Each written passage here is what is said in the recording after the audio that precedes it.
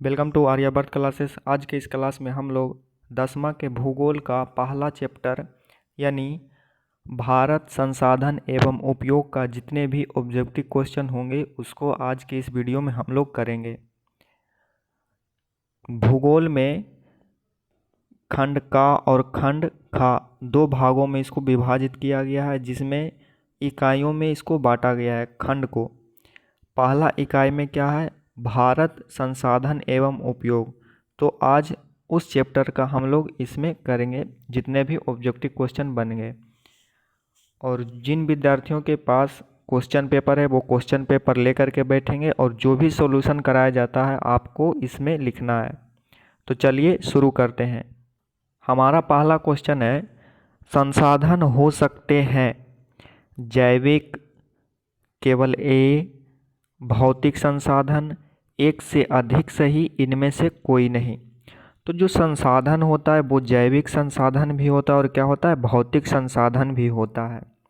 तो इसका आंसर क्या हो जाएगा, एक से अधिक सही, यानी कि सी भी सही है और ए भी सही है, इसलिए इसका ऑप्शन नंबर क्या होगा, ऑप्शन नंबर डी सही आंसर होगा। जैविक संसाधन क्या होते हैं, वे सभी संसाधन जिनमें क्या होता है, सजीवों का लक्षण होता है।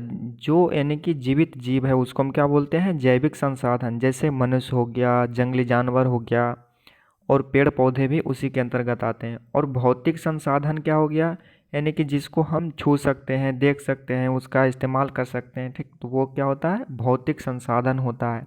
जैसे पेन, पेपर, आपके पास अभी कलम होगा या पेंसिल होगा, वो भी क्या है, भौतिक संसाधन है।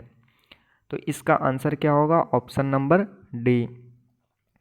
क्वेश्चन नंबर 2 है, एक व्यक्ति रेलवे से अपना घर पहुंचता है, यानी वो रेल का इस्तेमाल करके, ट्रेन का इस्तेमाल करके घर पहुंचा है। तो उस व्यक्ति के द्वारा किस प्रकार के संसाधन का उपयोग किया गया, यानी कि रेल किस प्रकार का संसाधन है, भौतिक संसाधन है या जैविक संसाधन है। तो वो रेल को हम क्या कर सकते हैं, छू सकते हैं, देख सकते हैं, तो वो क्या है, एक भौतिक वस्तु है। इसलिए उसके द्वारा किस संसाधन का उपयोग किया गया, तो वो भौतिक संसाधन का उपयोग करके कहाँ पहुँचा, अपना घर पहुँचा। तो इसका आंसर क्या होगा, ऑप्शन नंबर बी, भौतिक संसाधन। क्वेश्चन नंबर 3 है, संसाधन होते नहीं बनते हैं, किस प्रसिद्ध भूगोलविद का यह उल्लेखनीय कथन है। यानी किसने कहा था संसाधन होते नहीं बनते हैं। तो ये कौन बोला था, ये जिम्मरमैन कहा था कि संसाधन होते नहीं बना करते हैं या फिर बनते हैं। और इसमें बहुत सारा ऑप्शंस है। महात्मा बुद्ध ने क्या बोला था, गौतम बुद्ध, कि पेड़ जैसा दयालु कोई भी चीज़ नहीं है। हम उससे बहुत कुछ लेते हैं लेकिन उसके बदले में वो पेड़ पौधा हमसे कुछ नहीं मांगता है। अल्फ्रेड वेगनर, ये कौन था, तो अल्फ्रेड वेगनर ने क्या, प्लेट टेक्टोनिक यानी कि विवर्तनिक प्लेटों का क्या दिया था, सिद्धांत दिया था। महात्मा गांधी ने क्या बोला था, कि संसाधन संरक्षण के बारे में बोला था कि हमारे पास पेट भरने के लिए बहुत कुछ है लेकिन पेटी भरने के लिए नहीं। यानी कि अगर हम पृथ्वी को अपने जीवन जीने लायक के लिए क्या उसका इस्तेमाल करते हैं तो ये एक पृथ्वी पर्याप्त है। अगर हम केवल ग्रीड के लिए, अपनी इच्छाओं को पूरा करने के लिए इसका उपयोग करेंगे तो ऐसा 100 पृथ्वी भी क्या होगा, कम पड़ जाएगा, जिस प्रकार से संसाधनों का दोहन किया जा रहा है यहाँ। तो ये महात्मा गांधी के क्या थे, अपना विचार थे। और इन्हीं के विचारों को एक व्यक्ति था, कौन, शुमशेर। इसके द्वारा एक किताब लिखा गया था, कौन सा, स्मॉल इज ब्यूटीफुल। तो स्मॉल इज ब्यूटीफुल में इन्होंने गांधी जी का जो संसाधन संरक्षण के बारे में, संसाधन के बारे में जिन्होंने कुछ बोला था उसके सारा सारांश किस में लिखा हुआ है, तो स्मॉल इज ब्यूटीफुल में इन्होंने जगह दिया गांधी जी के बातों को। क्वेश्चन नंबर 4 है, निम्नलिखित में कौन संसाधन नहीं है, यानी कि कौन है जो संसाधन नहीं है। सेवा, तो सेवा भी एक प्रकार का क्या है, संसाधन है। जल, तो ये भी संसाधन है। भूमि, तो ये भी संसाधन है। और पूछ क्या रहा है हमसे, कौन संसाधन नहीं है, तो इसका ऑप्शन क्या हो जाएगा, ऑप्शन नंबर डी, ये सही आंसर होगा। सेवा क्या होता है? तो ये सेवा, जब कोई टेम्पू चला रहा है तो वो भी क्या है? संसाधन का उपयोग कर रहा है, लेकिन आपको क्या दे रहा है? वो सेवा दे रहा है, तो वो भी क्या है? संसाधन है। जल, तो ये संसाधन है, और भूमि भी क्या है? संसाधन है।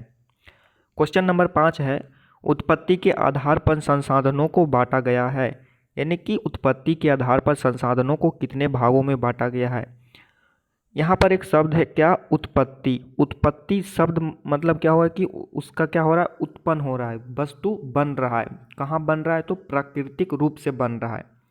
तो प्राकृतिक रूप से वस्तु मुख्यतः दो ही प्रकार का बनेगा, एक तो अजैव हो जाएगा और दूसरा क्या हो जाएगा? जैव हो जाएगा। जैव संसाधन क्या होगा? जिसमें जान होगा, जीवित जान होगा, सांस ले सकता है और सभी सजीवों का उसमें लक्षण होता है, जैव संसाधन। अजैव संसाधन क्या होता है कि कोई भौतिक वस्तु बन रहा है, जैसे कोयला बन रहा है, पेट्रोलियम का निर्माण हो रहा है, प्राकृतिक गैस का निर्माण हो रहा है, वो सब क्या है? अजैव संसाधन है। तो इसका आंसर क्या हो जाएगा? ऑप्शन नंबर ए, जैव एवं अजैव। क्वेश्चन नंबर 6 है, उपयोगिता के आधार पर संसाधनों को बांटा गया है। उपयोगिता के आधार पर संसाधनों को कितने भागों में बांटा गया है? दो भागों में यहाँ बांटा गया है। कौन कौन सा? एक नवीकरणीय संसाधन और एक क्या हो गया? अनवीकरणीय संसाधन। जैव अजैव अभी बता चुके हैं, तो इसका आंसर क्या होगा? Option number B. नवीकरणीय संसाधन क्या होता है? यानी कि वैसा संसाधन जिसको हम क्या पुनः प्राप्त कर सकते हैं, फिर से उसे बना सकते हैं, वो क्या होता है? नवीकरणीय संसाधन होता है। जैसे में जिसको हम पुनः प्राप्त कर सकते हैं, कौन सा संसाधन? जल संसाधन, और क्या हो गया? जंगल हो गया। ये सब क्या कहलाता है? ये नवीकरणीय संसाधन कहलाता है, जिसे हम फिर से बना सकते हैं। लेकिन अनवीकरणीय संसाधन में क्या होता है? इसमें कोई भी प्रक्रिया अपना लो, इसको हम पुनः वापस प्राप्त नहीं कर सकते हैं। जैसे पेट्रोलियम पदार्थ हो गया। पेट्रोलियम पदार्थ में क्या क्या आ गया? प्राकृतिक गैस, एक बार जल गया तो मतलब खत्म हो गया। और ऑप्शन को देखें, ये सभी किसके आधार पर विभाजन है? तो स्वामित्व के आधार पर। व्यक्तिगत संसाधन, सामुदायिक संसाधन, राष्ट्रीय संसाधन और अंतर्राष्ट्रीय संसाधन। व्यक्तिगत संसाधन क्या होता है? जिसमें उस वस्तु पर निजी व्यक्तियों का क्या होता है? अधिकार होता है, उसको हम क्या बोलते हैं? निजी संसाधन कहते हैं। जैसे पेन हो गया, पेंसिल हो गया, बुक हो गया, कार, ये सब सभी वस्तुएं जिसका निजी तौर पर हम क्या करते हैं? इस्तेमाल करते हैं, वो निजी संसाधन हो गया या व्यक्तिगत संसाधन बोलते हैं उसको। और ये क्या है? सामुदायिक संसाधन, यानी कि समाज के द्वारा क्या किया जाता है? उस वस्तु का इस्तेमाल किया जाता है। जैसे क्या हो गया? स्कूल हो गया, उसमें किसी एक व्यक्ति का नहीं रहता है, सभी का रहता है। और सामुदायिक भवन हो गया, कब्रिस्तान हो गया, खेल का मैदान हो गया, ये सभी क्या है? सामुदायिक संसाधन है। तीसरा राष्ट्रीय संसाधन। राष्ट्रीय मतलब क्या हो गया? राष्ट्र मतलब पूरा देश, यानी कि जिस पर सरकार का नियंत्रण होता है प्रत्यक्ष रूप से, उसको हम क्या बोलते हैं? राष्ट्रीय संसाधन कहते हैं। और चौथा क्या है? अंतर्राष्ट्रीय संसाधन। अंतर्राष्ट्रीय संसाधन मतलब क्या हो गया कि सभी पूरे विश्व के देश जिस संसाधन को इस्तेमाल करते हैं उसको हम क्या बोलते हैं? अंतर्राष्ट्रीय संसाधन कहते हैं। जैसे किसी भी राष्ट्र के समुद्री तट से 200 किलोमीटर दूर के बाद का जो समुद्र होता है वो क्या होता है? अंतर्राष्ट्रीय संसाधन। अंटार्कटिका, वो भी क्या है? अंतर्राष्ट्रीय संसाधन है। अंतरिक्ष, तो वो भी क्या है? अंतर्राष्ट्रीय संसाधन है, किसी एक देश का अधिकार नहीं है। ऑप्शन नंबर डी है संभाव्य, विकसित, भंडार और संचित। ये चारों है क्या? तो इसको विकास की स्थिति के आधार पर इसको विभाजित किया गया है। संभाव्य संसाधन क्या होता है? यानी किसी भी क्षेत्र में संसाधन होने का, मौजूद होने का क्या होता है? संभावना होता है, उसको हम क्या कहते हैं? संभाव्य संसाधन कहते हैं, जिसका अभी तक उपयोग नहीं हुआ हो। विकसित संसाधन क्या होता है? विकसित संसाधन यानी कि उसका सब कुछ का पहचान कर किया जा चुका है, उसका गुण धर्म का पता लगाया जा चुका है और उसका उपयोग किया जा रहा है, वो क्या है? विकसित संसाधन, यानी कि वो बन चुका है। भंडारित संसाधन क्या होता है? यानी वैसा संसाधन जिसका उपयोग अभी टेक्नोलॉजी के कारण, तकनीकी अभाव के कारण उसका इस्तेमाल नहीं किया जा रहा है। जैसे जल है, तो जल में दो प्रकार का एक तत्व होता है। कौन कौन सा? एक तो ऑक्सीजन हो गया, दूसरा क्या होगा? हाइड्रोजन। तो हाइड्रोजन का हम ईंधन के रूप में उपयोग कर सकते हैं, और ऑक्सीजन तो वहाँ कहाँ? हॉस्पिटल में, ये सब में उसका उपयोग कर सकते हैं। तो ये क्या हो जाता है? भंडारित संसाधन हो जाता है, भंडार संसाधन हो जाता है। संचित संसाधन क्या है? तो भंडारित संसाधन का ही क्या है? एक रूप है। क्वेश्चन नंबर 8 है, विकास की स्थिति के आधार पर संसाधनों को कितने वर्गों में बांटा गया है, यानी कि कितने वर्गों में उसको विभाजित किया गया है। तो ये कौन कौन सा हो गया? संभाव्य हो गया, विकसित हो गया, भंडारित हो गया, और ये संचित हो गया। बाकी ये सब पीछे बता चुके हैं। क्वेश्चन नंबर 9 है, ऐसे संसाधनों की प्राप्ति जैव मंडल से होती है। यानी जैव मंडल यानी कि किसका बात कर रही है? जीव, जैविक संसाधन का क्या कर रहा है? बात कर रहा है। जैव आ गया यहाँ पर, यानी जीव हो गया। इनमें सजीव के सभी लक्षण मौजूद होते हैं। यह परिभाषा किस प्रकार के संसाधन का वर्णन कर रहा है? तो ये किसका कर रहा है? जैव संसाधन का वर्णन कर रहा है। क्वेश्चन नंबर 10 है, वैसे संसाधन जिन्हें भौतिक, रासायनिक, यांत्रिक प्रक्रिया के द्वारा नवीनीकृत या पुनः प्राप्त किया जा सकता है, कौन सा शब्द इसका सटीक वर्णन करता है?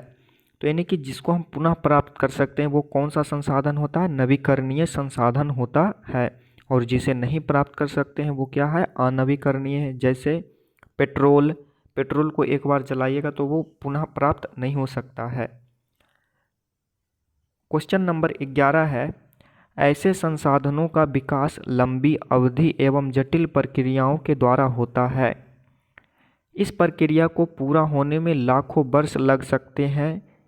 इनमें कुछ ऐसे संसाधन भी होते हैं जो पुनः चक्रीय नहीं है, एक बार उपयोग होने के उपरांत वे समाप्त हो जाते हैं।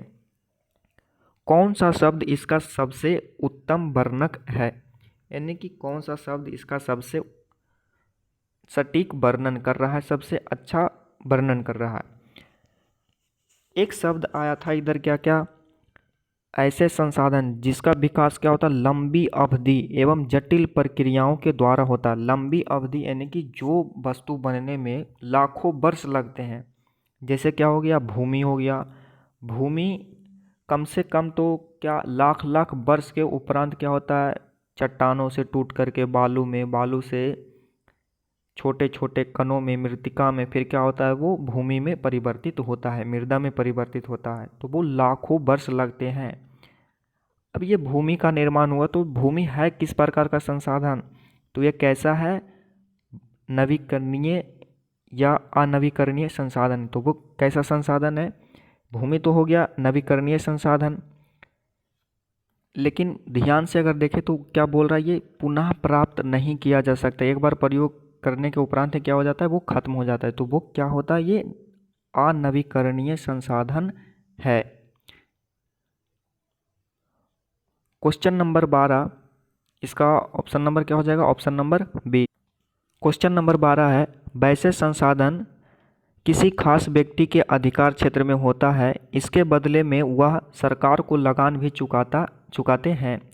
यह कौन सा संसाधन का वर्णन कर रहा है? तो ये कौन सा संसाधन है? ये व्यक्तिगत संसाधन है। इसको दूसरा नाम से क्या जानते हैं? निजी संसाधन। निजी संसाधन यानी कि वो उसका खुद का है। यानी आप अगर मोबाइल खरीदते हैं तो आप उसको कैसे भी इस्तेमाल करें, फोड़ दे, तोड़ दे, फेंक दें, किसी को दे दें, इससे किसी को कोई फर्क नहीं पड़ता है।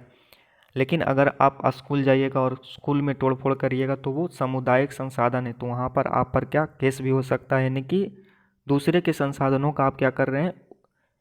तोड़ फोड़ रहे हैं, उसको नुकसान पहुँचा रहे हैं। तो एक क्या होता है? निजी संसाधन होता है जिस पर क्या किसी खास व्यक्ति का अधिकार होता है। तो ये इसका ऑप्शन नंबर क्या हो जाएगा? Option number B. Question number 13 है, वैसे संसाधन किसी खास समुदाय के आधिपत्य में होता है। जो संसाधन किसी खास समुदाय के आधिपत्य में होगा वो क्या होगा? तो सामुदायिक संसाधन होगा। जो राष्ट्र के नियंत्रण में रहेगा वो राष्ट्रीय संसाधन। निजी संसाधन जैसे मोबाइल, पेन, वो क्या हो गया? व्यक्तिगत संसाधन। और ये क्या हो गया? अंतर्राष्ट्रीय संसाधन, यानी कि किसी भी राष्ट्र का उस पर अधिकार नहीं होगा। तो वो क्या होगा, अंतर्राष्ट्रीय संसाधन होगा। यानी क्वेश्चन नंबर 13 का आंसर क्या होगा, ऑप्शन नंबर सी, सामुदायिक संसाधन। क्वेश्चन नंबर 14 है, देश या किसी राष्ट्र के अंतर्गत वे सभी संसाधन, देश या किसी राष्ट्र के अंतर्गत वे सभी संसाधन जिन पर कानूनी तौर पर सरकार का अधिकार होता है वे संसाधन कहलाते हैं। तो वे संसाधन क्या कहलाएगा, राष्ट्रीय संसाधन कहलाएगा, क्योंकि किसी राष्ट्र का इस पर अधिकार है। क्वेश्चन नंबर 15 है, किसी भी राष्ट्र के तटीय सीमा रेखा से 200 किलोमीटर की दूरी को छोड़कर खुला महासागरीय संसाधन जिन पर महासागरीय संसाधन पर किसी देश का आधिपत्य नहीं होता है, ऐसे संसाधन का उपयोग सिर्फ अनुसंधान हेतु, अनुसंधान यानी रिसर्च के लिए अंतर्राष्ट्रीय संस्थाओं की सहमति से किसी राष्ट्र द्वारा किया जा सकता है। इन सभी संसाधनों का नियंत्रण अंतर्राष्ट्रीय संस्था करती है। यह संसाधन का वर्णन कौन सा शब्द कर रहा है, यानी कि यह कौन सा संसाधन का वर्णन कर रहा है। बार बार इसमें क्या शब्द आया था, अंतर्राष्ट्रीय, तो ये कौन सा हो जाएगा, अंतर्राष्ट्रीय संसाधन हो जाएगा। यानी कि अंतर्राष्ट्रीय संसाधन का ये क्या है, डिफिनीशन भी है, तो आप इसको याद रख सकते हैं कि अंतर्राष्ट्रीय संसाधन है क्या, व्यक्तिगत संसाधन क्या है, राष्ट्रीय संसाधन क्या होता है, सामुदायिक संसाधन क्या होता है, वे सभी क्या है, डिफिनीशन है। क्वेश्चन नंबर 16 है, ऐसे संसाधन जो किसी क्षेत्र विशेष में मौजूद होते हैं, यानी वैसा संसाधन जो किसी विशेष क्षेत्र में ही मौजूद होता है, जिसे उपयोग में लाए जाने की संभावना रहती है, इसका उपयोग अभी तक नहीं किया गया है, यह किस प्रकार के संसाधन का वर्णन कर रहा है। तो ये कौन सा होगा, ये संचित कोष संसाधन इसको कहेंगे, option number C. Question number 17 है, वे सभी संसाधन जिनका सर्वेक्षणों उपरांत उपयोग हेतु मात्रा एवं गुणवत्ता का निर्धारण हो चुका है। पहले ही बताया जा चुका है कि संसाधनों का विकास तकनीक और उनकी संभावित पर निर्भर है। यह कौन सा संसाधन का सटीक वर्णन कर रहा है, इसे हम विकसित संसाधन कहते हैं, option number B. Question number 18 है, संसाधनों का विवेकपूर्ण उपयोग करना एवं उनका संरक्षण करना क्या कहलाता है, यानी संसाधन का हम अच्छी तरीके से उपयोग करें वो क्या कहलाता है। संसाधन नियोजन, संसाधन दोहन, यह दोनों इनमें से कोई नहीं, संसाधन दोहन तो होगा नहीं। ऑप्शन नंबर क्या होगा, ऑप्शन नंबर ए, 18 का ऑप्शन नंबर ए होगा सही आंसर। क्या, संसाधन नियोजन, यानी संसाधन नियोजन का क्या है, ये डिफिनीशन है, संसाधनों का विवेकपूर्ण उपयोग। विवेकपूर्ण मतलब कि दिमाग लगा करके, पागल जैसा नहीं, तो ये क्या कहलाता है, संसाधन नियोजन कहलाता है।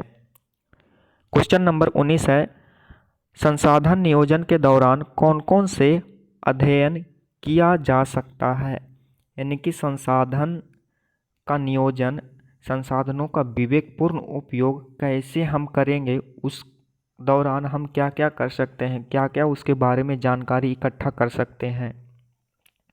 ऑप्शन है, देश के विभिन्न प्रदेशों में संसाधनों की पहचान करने के लिए सर्वेक्षण करना, तो ये बहुत ज़रूरी कार्य है, पहला कार्य है संसाधन नियोजन का कि क्या हम उसका सर्वेक्षण करें, हम उसको पता लगाएं कि कितना संसाधन है, कितना क्या है, उसमें क्या गुणवत्ता है, इन सभी का पहचान करना। उसके बाद क्या है, सर्वेक्षण के उपरांत मानचित्र तैयार करना कि कहाँ पर कौन सा संसाधन है, उसको मानचित्रित करना। जैसे झारखंड क्या हो गया, कोयला के लिए प्रसिद्ध है, तो झारखंड को मार्क करके वहाँ पर क्या लिख देगा, कोयला लिखेगा, तो वो क्या हो गया, मानचित्र तैयार कर रहा है कि झारखंड में कोयला पाया जा रहा है। एवं संसाधनों का गुणात्मक एवं मात्रात्मक आधार पर मापन या आकलन करना कि हाँ, यहाँ पर सबसे अच्छा कोयला पाया जा रहा है, यहाँ पर सबसे अच्छा अभ्रक पाया जा रहा है, यहाँ पर सबसे अच्छा लोहा का अयस्क पाया जा रहा है। ये क्या करना, आकलन कर रहा है उसका गुण का, यानी कि अच्छा है, खराब है। मात्रा मतलब कि कितना है, नहीं है, 10 kg है, 50 टन है, 100 टन है। गुण मतलब कैसा किस्म का है।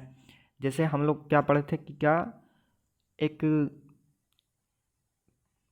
क्या होता है, अवरक होता है। कौन सा, रूबी। सबसे उत्तम कोटि का क्या होता है, अवरक होता है, जो कहाँ पाया जाता है, झारखंड में पाया जाता है। तो ये क्या हो गया, सबसे अच्छा क्वालिटी का अवरक हो गया। और इसका क्या करेगा, सर्वेक्षण के उपरांत इसको डिनोट करेगा कि हाँ यहाँ पर पाया जाता है, झारखंड में पाया जाता है, ये सब करेगा। ऑप्शन नंबर सी है, संसाधन विकास योजनाओं संसाधन विकास योजनाओं को मूर्त रूप देने के लिए औद्योगिकी कौशल विकास एवं संस्थागत नियोजन की रूपरेखा तैयार करना। यानी संसाधन का विकास विकास योजनाओं यानी कि सरकार के द्वारा क्या क्या योजनाएं लाए जा रहे हैं उसको मूर्त रूप देना, यानी कि ग्राउंड में क्या करना, इम्प्लीमेंट करना, गांव लेवल पर सभी समाज के लेवल पर क्या करना, उसको लागू करना। तो ये भी और ये भी क्या है, संसाधन नियोजन के लिए महत्वपूर्ण है। तो अगर आपसे पूछा जाता है कि संसाधन नियोजन क्या है, तो इसका भी आप जिक्र कर सकते हैं वहाँ पर। अगर 5 नंबर में पूछा तो ये सभी का डिफिनीसन लिख सकते हैं, ये सभी। तो इसका ऑप्शन नंबर क्या होगा, ऑप्शन नंबर डी सही आंसर होगा। इनमें से कोई नहीं, एक से अधिक सही। तो ये जो दूसरा ऑप्शन है, एक से अधिक सही, ये वाला होगा। क्वेश्चन नंबर 20 है, हमारे पास पेट भरने के लिए बहुत कुछ है लेकिन पेटी भरने के लिए नहीं। यह कथन किस प्रसिद्ध व्यक्ति के द्वारा कहा गया है? तो ये कौन बोले थे, ये महात्मा गांधी बोले थे। किसके संबंध में, तो संसाधन संरक्षण के संबंध में। और संसाधन संरक्षण के संबंध में एक किताब लिखा गया था, कौन सा, अ स्मॉल इज ब्यूटीफुल। और ये इसको लिखा कौन था, शुमशेर सिंह। शुमशेर के द्वारा क्या किया गया था, लिखा गया था। स्मॉल इज ब्यूटीफुल में क्या है, तो गांधी जी के कुछ जो बातें हैं उनको जगह दिया गया था। और ये जिम्मरमैन कौन है, यानी ऑप्शन नंबर क्या होगा, ऑप्शन नंबर बी सही आंसर होगा। जिम्मरमैन कौन है, तो ये जिम्मरमैन वे क्या है, एक भूगोलविद था। इसने क्या बोला था कि संसाधन होते नहीं, संसाधन बना करते हैं। ऑप्शन नंबर सी क्या है, मेधा पाटेकर। मेधा पाटेकर के द्वारा क्या किया गया था, नर्मदा बचाओ आंदोलन चलाया गया था। किनके द्वारा, तो मेधा पाटेकर के द्वारा। सुंदरलाल बहुगुणा, इन्होंने क्या किया था, तो ये इनके द्वारा क्या किया गया था, चिपको आंदोलन चलाया गया था। कहाँ, तो 1972 में उत्तराखंड के टिहरी गढ़वाल में क्या चलाया गया था, चिपको आंदोलन चलाया गया था। क्वेश्चन नंबर 21 है, मेधा पाटेकर का संबंध है। तो मेधा पाटेकर ने क्या चलाया था, नर्मदा बचाओ आंदोलन चलाए थे। तो इसका ऑप्शन नंबर क्या होगा, ऑप्शन नंबर सी। चिपको आंदोलन को कौन चलाया था, सुंदरलाल बहुगुणा के द्वारा।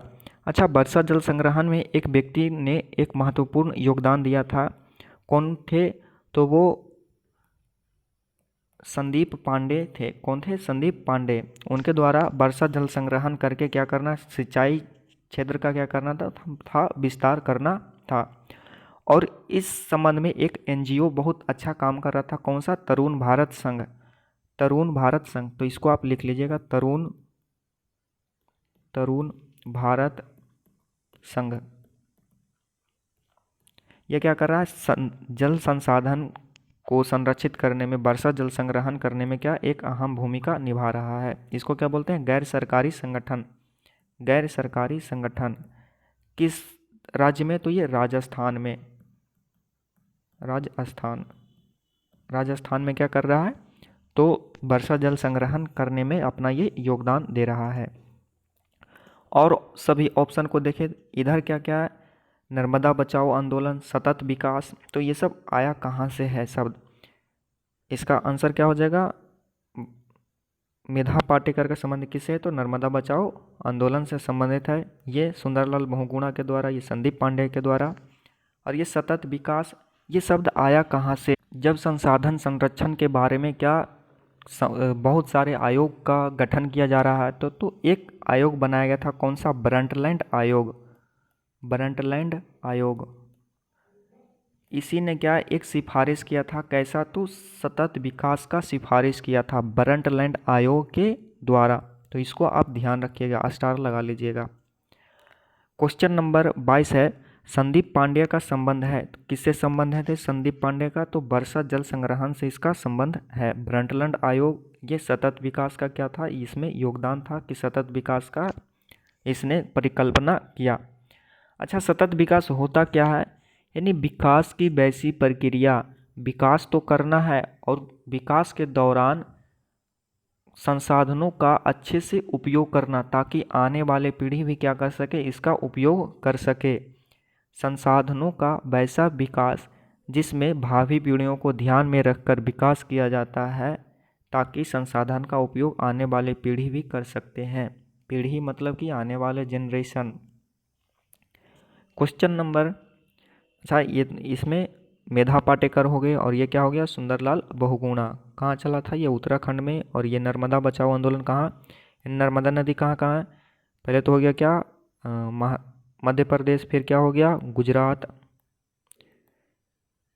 गुजरात हो गया, और फिर क्या हो गया, महाराष्ट्र। ये 3 राज्य से क्या है, संबंधित है, मध्य प्रदेश, महाराष्ट्र और कौन सा, गुजरात। क्वेश्चन नंबर 23 है, मानव एवं तकनीक की शोषणात्मक दोहन की प्रवृत्ति अर्थव्यवस्था के लिए क्या कहा जाता है? तो इसको क्या बोलते हैं हम? डाकुओं की अर्थव्यवस्था कहते हैं। अच्छा, डाकुओं की अर्थव्यवस्था क्यों कहा? क्योंकि डाकू का प्रवृत्ति क्या होता है, ज़्यादा से ज़्यादा धन को इकट्ठा करना, लूट लेना, लूट खसोट करना, चाहे उसके लिए जितना भी उसको क्यों ना जुल्म करना पड़े लोगों पर। छीन लिया, नहीं छीनने के लिए दे रहा, गोली मार दिया, तो ये सब क्या होता है, ये तो कुछ उसी प्रकार का आज मानव का प्रवृत्ति हो चुका है कि ज़्यादा से ज़्यादा हमको मिले। और इस कारण से क्या होता है, संसाधनों का शोषण होता है, शोषणात्मक जो दोहन होता है उस प्रकार की प्रवृत्ति को, इसलिए इसको क्या बोला गया, डाकुओं की अर्थव्यवस्था कहा गया। अर्थव्यवस्था यानी कि अर्थतंत्र का वो क्या रहता है, एक आधार रहता है जिस पर देश क्या रहता है, टिका हुआ रहता है। क्वेश्चन नंबर 24 है, संसाधन संरक्षण हेतु 1968 में सर्वप्रथम कहाँ इसकी वकालत की गई थी? तो 1968 में क्या बनाया गया था, एक क्लब बनाया गया था, क्लब ऑफ रोम। इसी में क्या किया गया था, यानी 1968 में संसाधन संरक्षण का वकालत किया गया था। और ये ब्रंटलैंड आयोग क्या है, यहाँ पर सतत विकास का परिकल्पना किया गया था। स्मॉल इज ब्यूटीफुल क्या है, तो ये किताब है, किसका लिखा हुआ, शुमशेर का। और इसमें किसके बातों को लिखा गया है, तो गांधी जी के बातों को लिखा गया है, संसाधन संरक्षण के बारे में जो गांधी जी बोले थे। ये ऑप्शन नंबर डी में क्या है, रियो डी जेनेरियो। ये है क्या, तो ये ब्राज़ील का एक शहर है, ब्राज़ील का एक शहर है जहाँ पर प्रथम पृथ्वी सम्मेलन हुआ था। कब हुआ था, तो ये 1992 में हुआ था, 1992 में हुआ था प्रथम पृथ्वी सम्मेलन। रियो डी जेनेरियो है कहाँ, ब्राज़ील में। और यहीं पर क्या किया गया था, एक एजेंडा लाया गया था, 21 कार्यक्रमों का एक एजेंडा लाया गया था, इसलिए उसको क्या बोला जाता है, एजेंडा 21 कहा जाता है। और उस पर सभी देशों ने क्या अपना सहमति दिया था। और इसमें क्या किया गया था, विश्व कोष का क्या किया गया था, स्थापना किया गया था।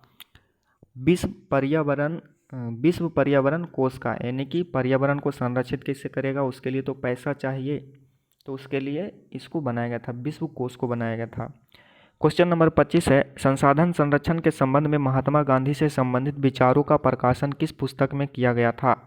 तो ये किस पुस्तक में किया गया था, स्मॉल इज ब्यूटीफुल में किया गया था। क्लब ऑफ रोम ये क्या था, 1968 में संसाधन संरक्षण का वकालत किया था। ब्रंटलैंड आयोग, सतत विकास, न्यूयॉर्क में क्या हुआ था, तो ये दूसरा पृथ्वी सम्मेलन हुआ था।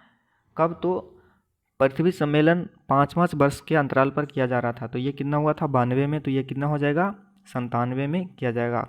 न्यूयॉर्क है कहाँ, तो ये USA में है। और ये दूसरा पृथ्वी सम्मेलन था, और इसी को क्या बोला जाता है, +5 सम्मेलन भी कहा जाता है। क्वेश्चन नंबर 26 है, विकास की वह प्रक्रिया जिसमें भावी पीढ़ियों को ध्यान में रखकर संसाधनों का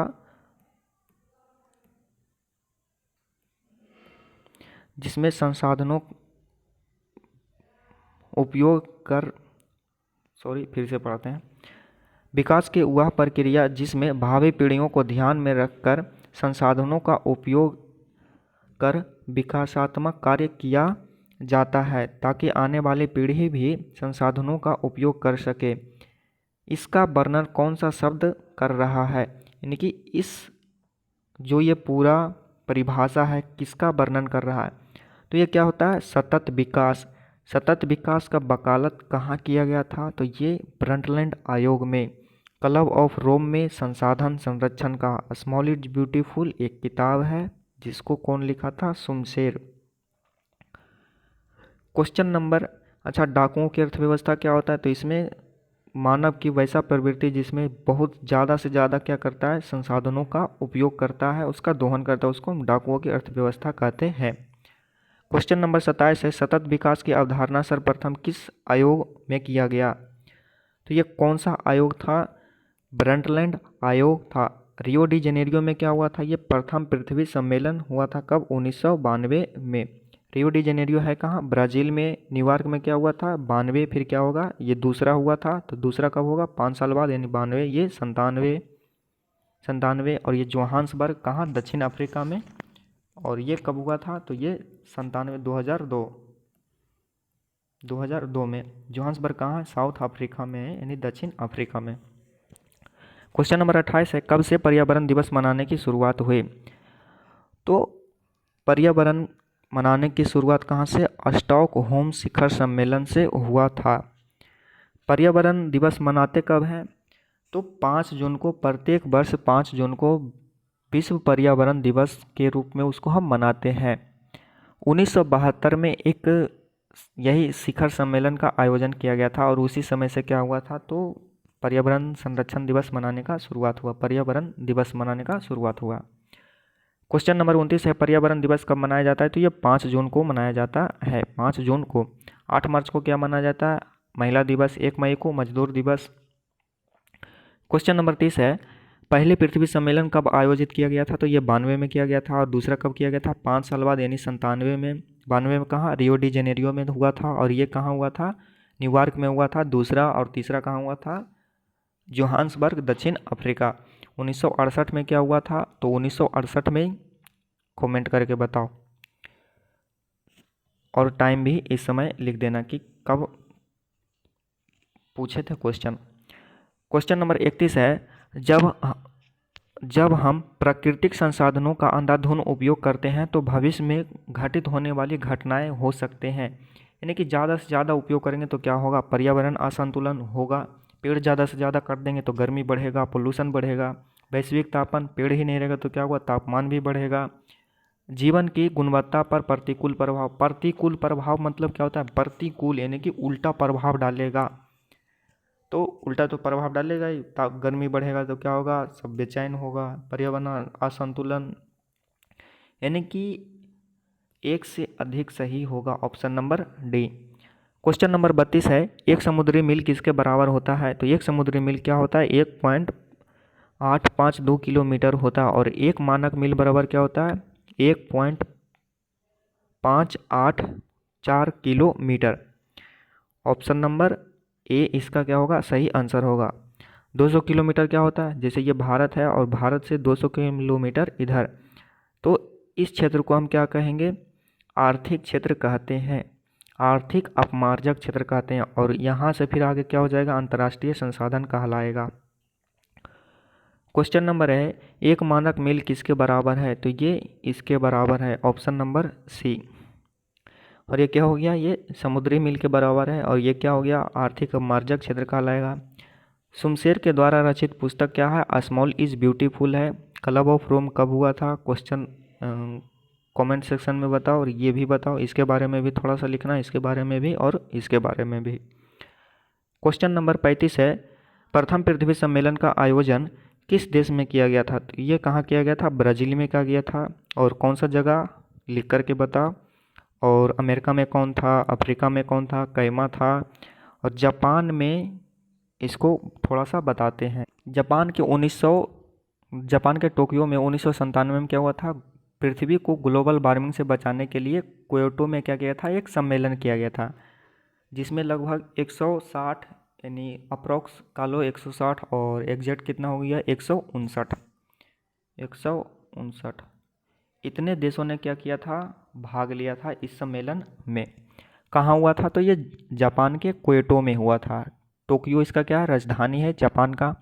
इसमें 6 गैस को मुख्यतः किसके लिए, तो ग्लोबल वार्मिंग के लिए जिम्मेदार बनाया था। कौन कौन था, CO2, यानी कि जिससे क्या होता है, पोल्यूशन होता है, तापमान में वृद्धि होता है। CO2 हो गया, CH4 हो गया, मीथेन, और CFC हो गया, N2O हो गया, फ्लोरोकार्बन हो गया, और क्या हो गया, सल्फर हेक्साक्लोराइड हो गया, CFC हो गया, क्लोरोफ्लोरोकार्बन हो गया। ये सभी क्या है, तो ग्लोबल वार्मिंग के उत्तरदायी कारक गैस हैं। क्वेश्चन नंबर 36 है, दूसरा पृथ्वी सम्मेलन कब हुआ था। पहला हुआ था 92 में, दूसरा कब होगा 97 में, तीसरा कब होगा 2002 में। ये ब्रंटलैंड आयोग। क्वेश्चन नंबर 37 है, तीसरा कब हुआ था, ये 2002 में हुआ था। इधर नहीं बताऊंगा, थक गया, खुद बताना, खुद जा कर के क्या करना, इसमें लिख लेना, अगर याद हो गया तो छोड़ देना। क्वेश्चन नंबर 38 है, कितने वर्षों के अंतराल पर पृथ्वी सम्मेलन का आयोजन किया जा रहा था। तो ये 5 वर्षों के अंतराल पर किया जा रहा था। क्वेश्चन नंबर 39 है, संयुक्त राष्ट्र पर्यावरण और विकास के तत्वावधानों में रियो डी जेनेरियो सम्मेलन में राष्ट्र अध्यक्ष द्वारा स्वीकृत 800 पर स्तरीय एक घोषणा पत्र है, जिसमें सतत विकास को प्राप्त करने के लिए 21 कार्यक्रम स्वीकृत किया गया है। यह कौन सा कार्यक्रम है, तो इसको क्या बोला जाता है, एजेंडा 21। क्वेश्चन नंबर 40 है, कौन कौन से गैस ग्लोबल वार्मिंग को प्रभावित करते हैं। मीथेन, सल्फर हेक्साक्लोराइड, तो ये करेगा। कार्बन डाइऑक्साइड, ये भी करता है। क्लोरोफ्लोरोकार्बन, फ्लोरोकार्बन, ये भी करता है। तो क्या हो जाएगा, ऑप्शन नंबर 1 से अधिक सही, ऑप्शन नंबर डी सही आंसर होगा 40 का। क्वेश्चन नंबर 41 है, किस सम्मेलन में विश्व पर्यावरण कोष की स्थापना किया गया था।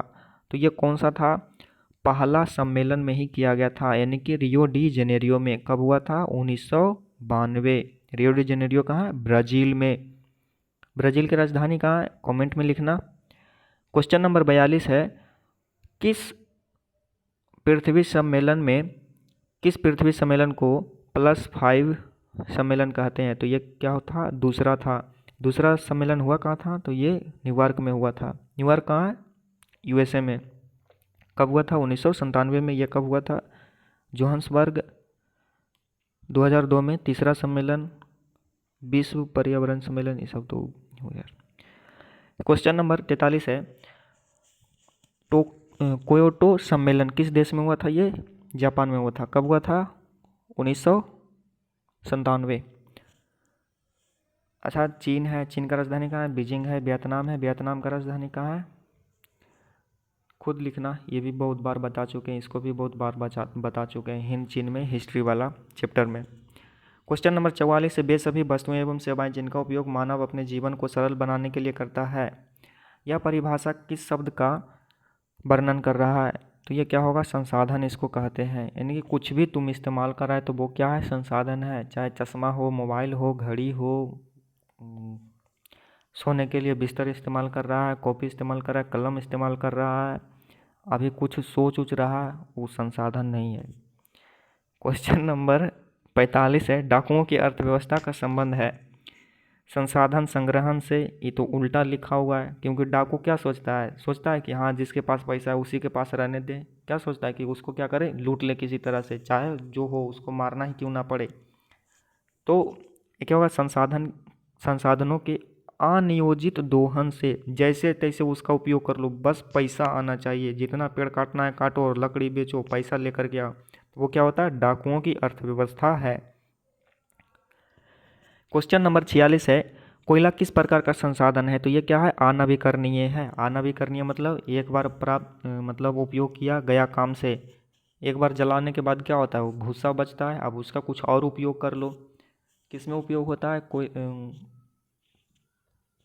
तो कहीं गड्ढा उड्ढा को भरने के लिए उसको उपयोग करते हैं। जो ओवर ब्रिज ये सब फ्लाई ओवर बनता है तो उसमें उसको डालते हैं। क्वेश्चन नंबर 47 है, तट रेखा से कितने किलोमीटर क्षेत्र की सीमा आर्थिक अपमार्जक क्षेत्र कहलाता है? तो ये 200 किलोमीटर तक आर्थिक अपमार्जक क्षेत्र कहलाता है। ये क्या होता है? न्यूट्रिक माइल होता है, समुद्री मील होता है, और ये क्या हो गया? मानक, इसको मानक मील बोलते हैं, और ये क्या हो गया? समुद्री मील। क्वेश्चन नंबर 48 है, अगर संसाधनों का केंद्रीकरण खास लोगों के हाथों में आ जाए, यानी कि संसाधन का उपयोग अगर केवल खास लोग ही करें तो क्या हो सकता है? समाज में संपन्न एवं विपन्न में बढ़ सकता है। हाँ, ये भी हो सकता है। अमीरों एवं गरीबों के बीच की खाई बढ़ेगा। अब बताओ, किसी के पास ज़्यादा पैसा रहेगा तो कोई तो गरीब रहेगा ही।